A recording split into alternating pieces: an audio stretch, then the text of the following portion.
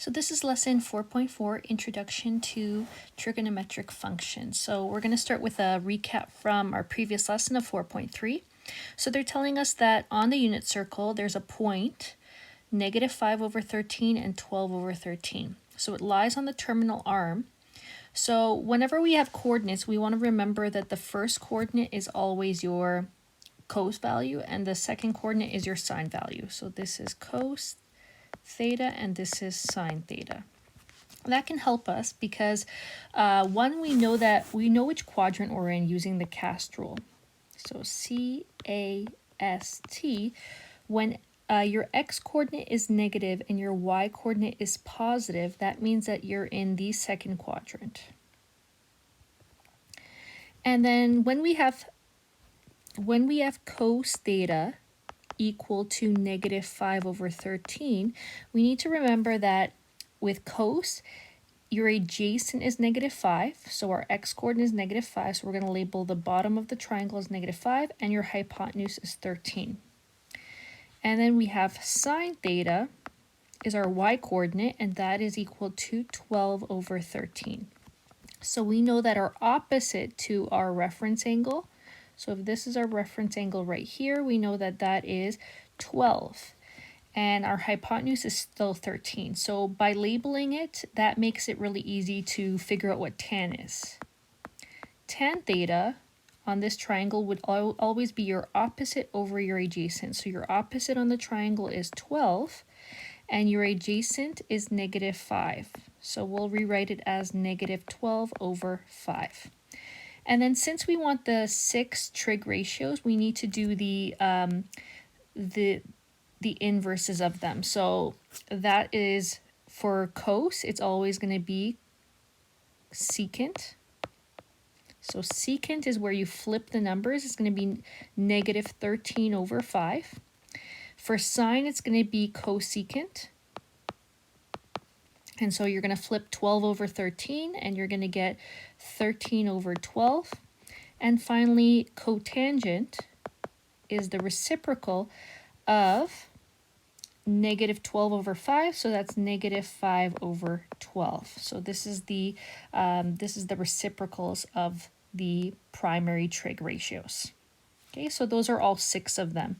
So what you want to do is make sure that the signs make sense. Since you're in quadrant number 2, your sign should be positive, and your cosecant should be also positive. The rest should all be negative. Example number 2, they're giving us that cosecant theta is equal to -8/5. So what we start by doing is we want to write that sine theta is going to be the reciprocal of that. So I'm going to write -5/8. So where we know that this is going to occur between pi and 3π/2. And pi is the same as saying 180 degrees, if you want to kind of put that in perspective, and 3π/2 is 270 degrees if you were to convert this from radians to degrees. So we know that we're talking about the answer in the third quadrant. So CAST, and that makes sense because our sine value is negative and our cosecant value is negative as well.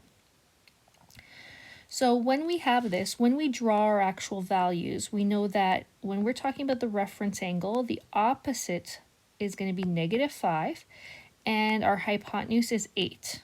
So what we can do is we want to find out what the tan ratio is of this quadrant. So there's a few ways to do it. We can do Pythagorean theorem. So we know that we have on any kind of circle, on that unit circle, it's always x squared plus y squared equals your radius squared. So our x value is unknown, but our y value is -5. So we're going to square that, and then we're going to put in the radius of that unit circle, which is 8 squared. So we have x squared plus 25 equals 64. And then we're going to subtract 25 to both sides. So in your calculator, you're going to go 64 subtract 25 and get 39. So we are square rooting it, both sides, but we have to remember to put positive negative of square root of 39. So that would be in quadrant number 3. So when we're talking about our x value, we know that this is going to be negative square root of 39 for it to be in quadrant number 3. And the last thing we need to do is we need to write out what the tan value is. Tan theta is always equal to our opposite side over our adjacent side. Our opposite is going to be negative 5, and our adjacent side to that reference angle is going to be negative square root of 39. So first of all, we'll simplify the two negatives to become positive 5 over square root of 39. And then we're going to rationalize this by multiplying the top and the bottom by square root of 39. So our final answer is going to be 5 square root of 39 over positive 39, and that is what tan theta is equal to.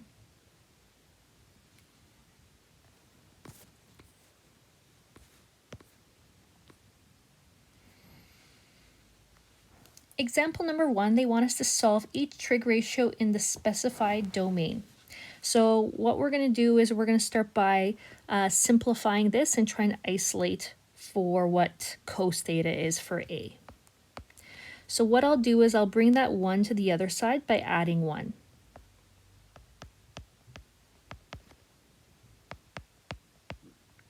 So we're going to add 1 and then add another 1 because we're bringing that over to the other side.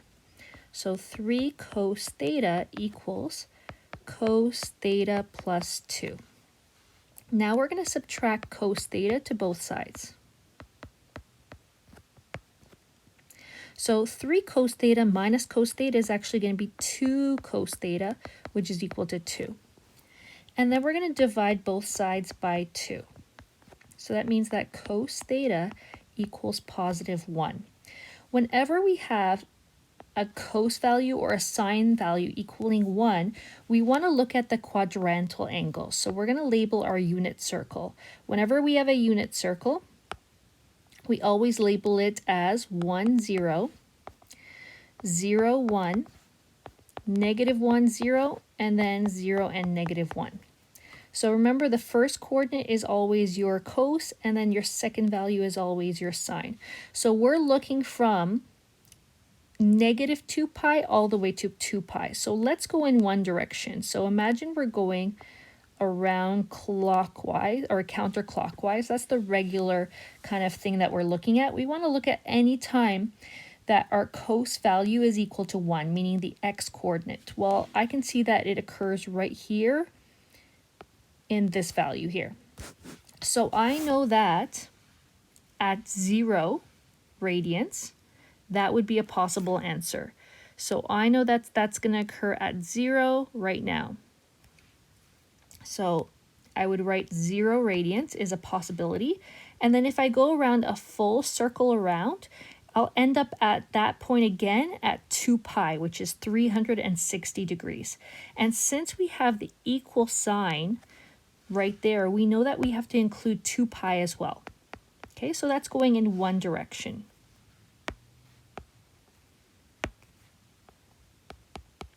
Now we have to go in the opposite direction. Now we have to go counterclockwise, or clockwise in this case. So we start off here at 0, which we already have. So we already have 0 included. But as we go around in the negative direction, that's going to end up at negative 2 pi. So whenever you go in that clockwise direction, you just need to write those values, but the negative of them. So we're going to have to include negative 2 pi as well, because that will land on the value of cos being equal to 1. So those are all my possibilities because I've gone one direction, which is going clockwise and then counterclockwise. So I'm going from negative 2 pi all the way to 2 pi around this unit circle. So those are my solutions. So what we need to remember is this value is 0 or 2 pi, and it could also equal negative 2 pi when you're going in that clockwise direction. Okay, so those are your answers. Now let's look at B. B, we need to solve for secant x first. So we're going to have 4 secant x equals -8. Then we're going to divide both sides by 4. Secant x is equal to -2. And then what we want to do is we want to write it over 1, because whenever we have those other trig ratios, we want to always flip them so that they're either cosine or tan. We don't want to work with our reciprocal ratios. So what I'm going to do is flip this, and it becomes cos of x is equal to the reciprocal of secant x. So that's going to be -1/2. So what we want to do is we want to look at, in this case, it's an easier case because we have degrees. So this is going back into 20-1 kind of material. We want to look at any time that cos is negative. Well, using the cast rule, negative can occur when your terminal arm is either in your third quadrant or in your second quadrant. So we need to figure out those two answers.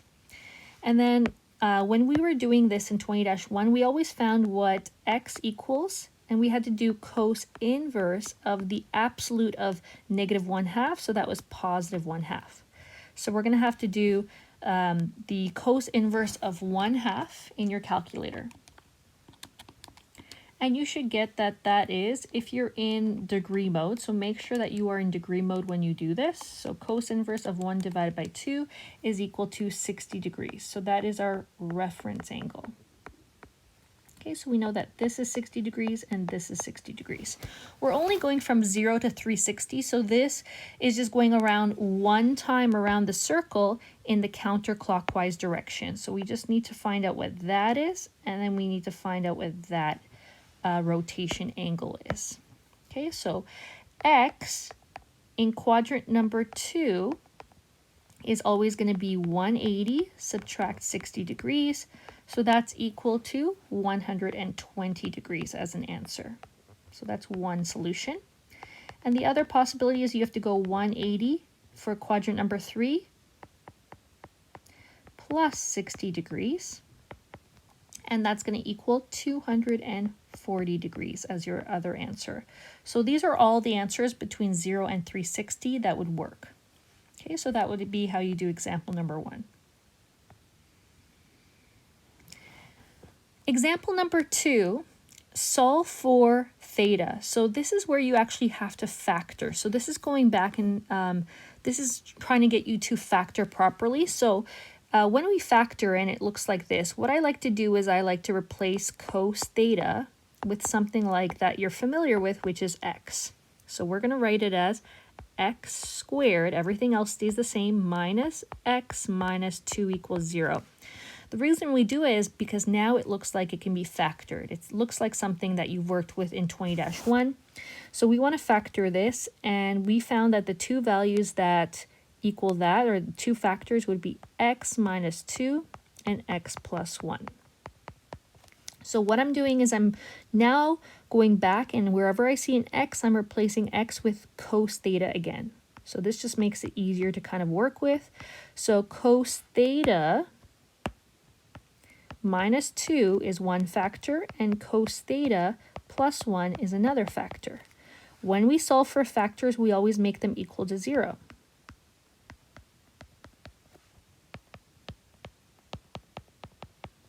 Now we want to get cos theta by itself. So we want to find out where cos theta is equal to 2. Well, that's not really possible. If you try to do the inverse of 2, you're going to find that it gives you an error. This is not possible.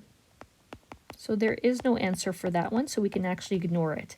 But here, cos theta, when is it equal to -1? Well, that is a possibility, so we need to find out the answers. And what we're going to do is, again, draw the angles and draw the quadrantal angles. So at 0 degrees and 360, we know that the coordinates are 1, 0 on the unit circle. This one would be 0 and 1. This would be -1 and 0. And this would be 0 and -1. Okay, so when we draw that, it says we're going from 0 to 360, so we're only going one way around, and we want to find out where cos theta is equal to -1, meaning where the x-coordinate is negative. So that only occurs right here. This is where the terminal arm will land on that 90 degree, or actually 180 degree value. Okay, so that's the only possibility when cos is equal to -1. That occurs when your theta is equal to 180 degrees.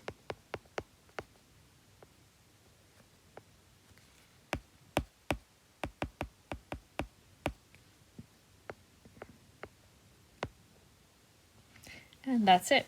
That's it for that one. Example number 3, they want to solve for this. Again, for A, you're going to see that if I replace cos theta or cos x with the value of x by itself, it's going to look like this, x squared minus 1. Again, the reason I do it is because now I can look at it and say that that is a difference of squares. And I can factor it as x minus 1, x plus 1 equals 0. So then I'm going to replace x with cos x.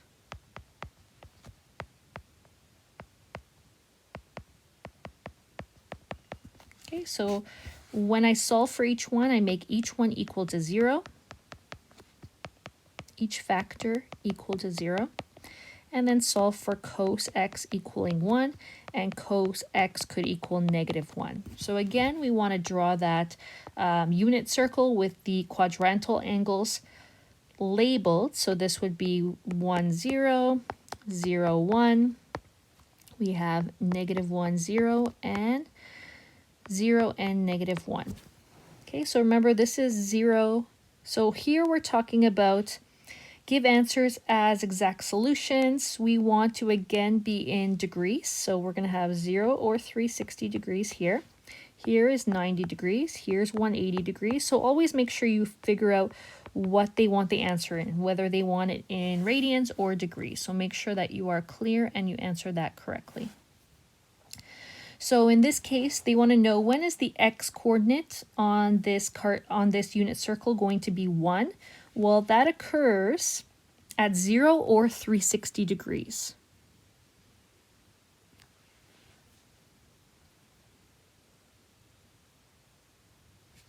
Okay, so 0 or 360 degrees is the answer for this one. When x is equal to 0 or 360 degrees, we're going to equal 1. So that would be the solution for that first case. Cos x equals -1. So now when is the x-coordinate -1? Well, that's going to occur right here. So I just wanted to show you that this one, we have that answer, and then we want to figure out when it's going to occur when -1 is the answer for your x-coordinate. So that's going to equal 180 degrees. So that would be my answer for the second one. Okay, so all these are solutions to the entire problem. If you were to substitute these into the original question, you would find that they would equal 0. So that would be within the domain from 0 to 360 degrees. And the answers are exact values. There's no decimal values. Now we want to determine a general solution for this where the domain is real numbers measured in degrees. So we're saying, well, how can I include any answer that's possible? Well, for B, we want to figure out if we were to go around this circle, when would we reach these answers? Well, if you look, there's going to be an answer here, and there's going to be an answer here on those quadrantal angles. So if you guys look, that occurs every 180 degrees. If I go around 180 degrees, I get there. If I go back 180 degrees, add another 180 degrees, that takes me to 360. So you just need to figure out what you have to add to get to the next number. So every time I add 180 degrees, I get back there, and it keeps going around and around. So I can go in both directions. I can go in positive directions, or I can go in the negative direction and also get that answer.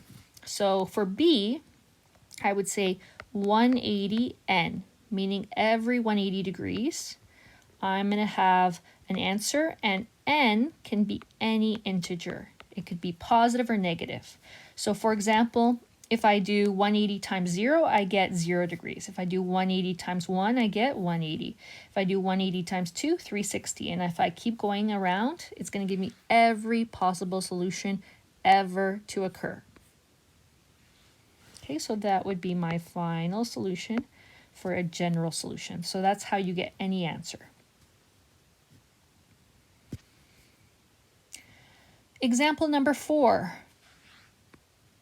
For each of the following, use an algebraic approach to find the solution to the equation in the given domain.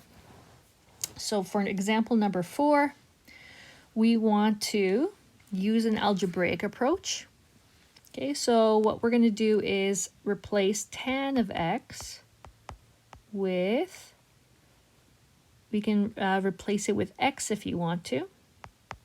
So we can say x squared plus x equals 0. And we can factor out the x. And that leaves us with x plus 1 equals 0. Once I have it factored, put that tan x back in. Now, if you can do this without having to factor and still get the same factored form that I have right here, you don't have to. This is just a step to show you how to make it easier to look at and then be able to factor it correctly. So our two factors you need to make equal to 0. So that means that tan x could equal 0 and tan x plus 1 could equal 0. So we need to figure out when tan x is equal to 0 and when tan x equals negative 1.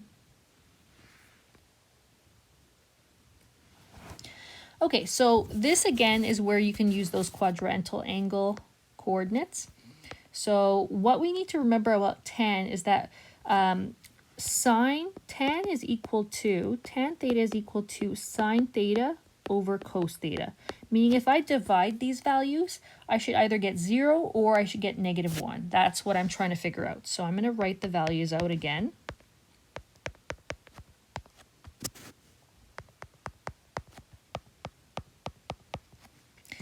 And so I'm going to look at each coordinate and figure out what's happening. Well, sine is always your y coordinate.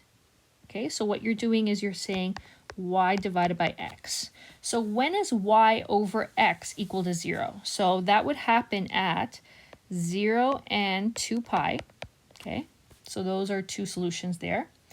And then if I take the next one, 1 divided by 0, that doesn't work. So I can't do it for 90 degrees.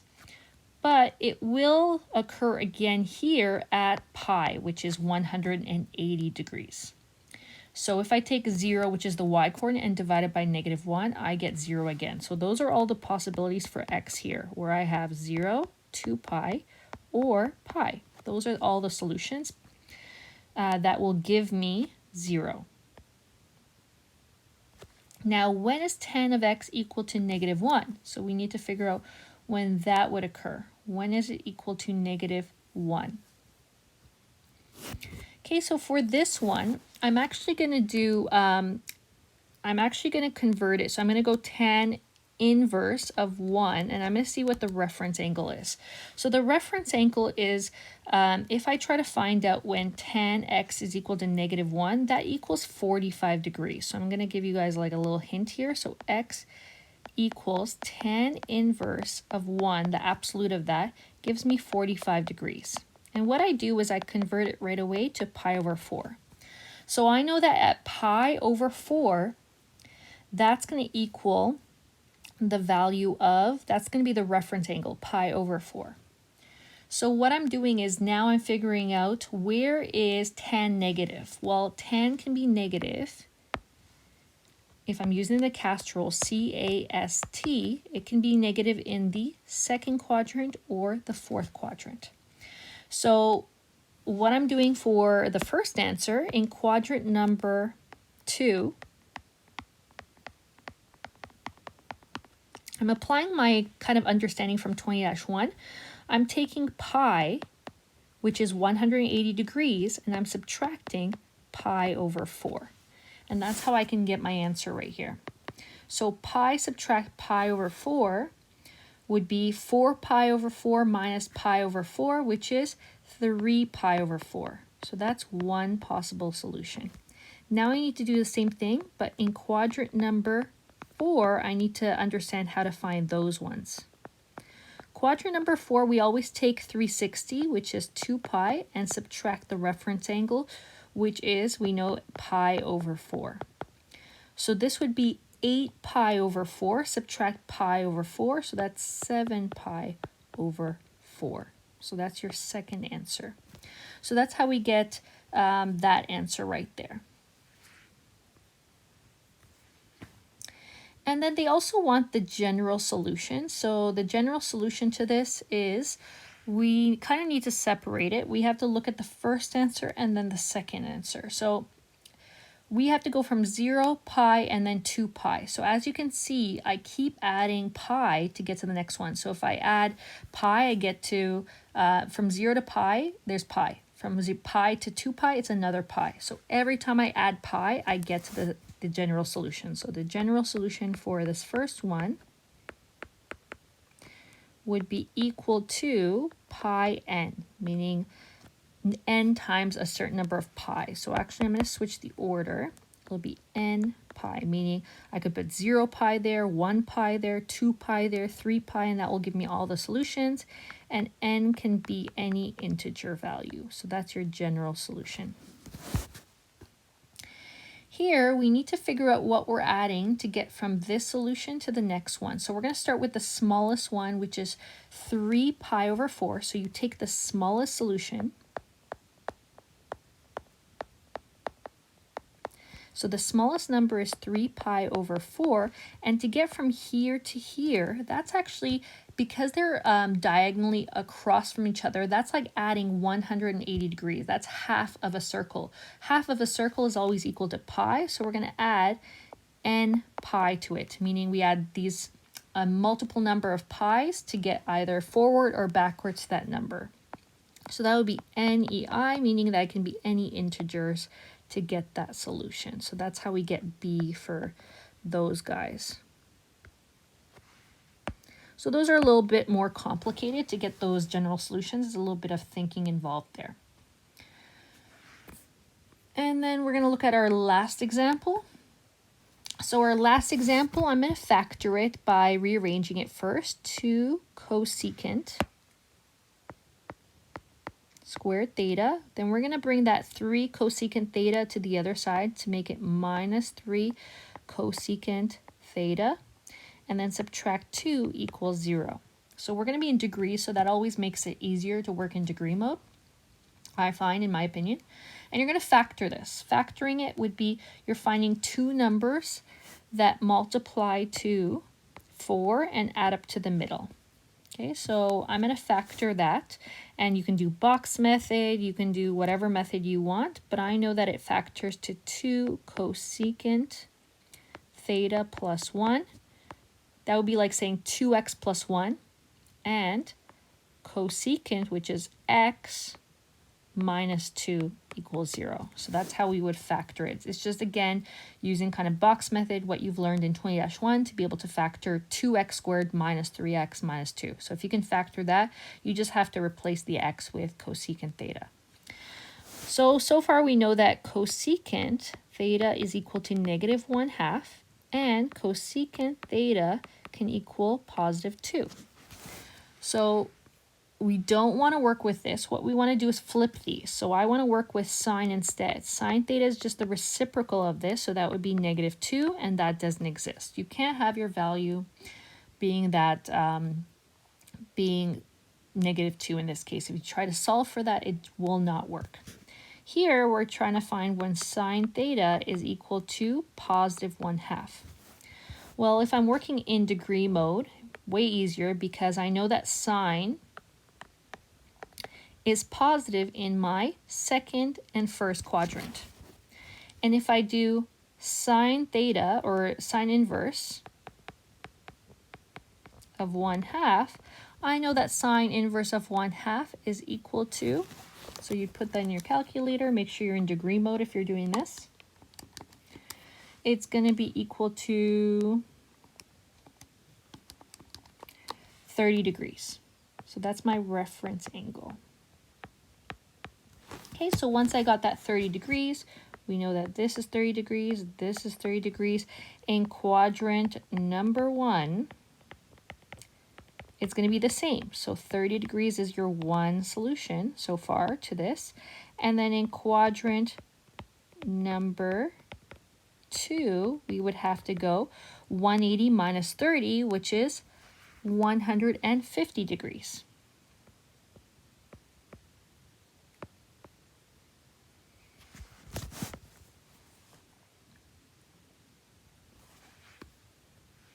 Now the general solution, we just take both of those, and kind of the simplest way to do that is we take the 30 degrees and we just add that, in order to go around that circle, we would keep having to add 360 degrees. So if I take this 30 degrees and add another 360 degrees, that takes me back to where I started. So that would be a method to do that.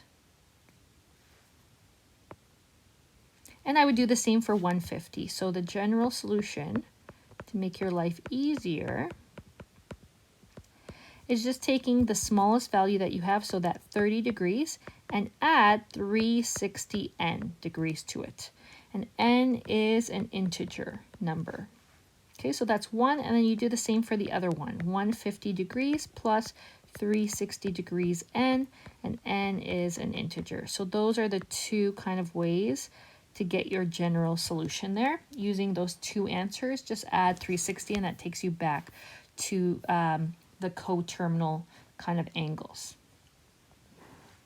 And then what follows is just examples. So if you want to try these, there's answers below so you can see if you're understanding how to do those. Okay, and then so these ones are first degree kind of equations, and then second degree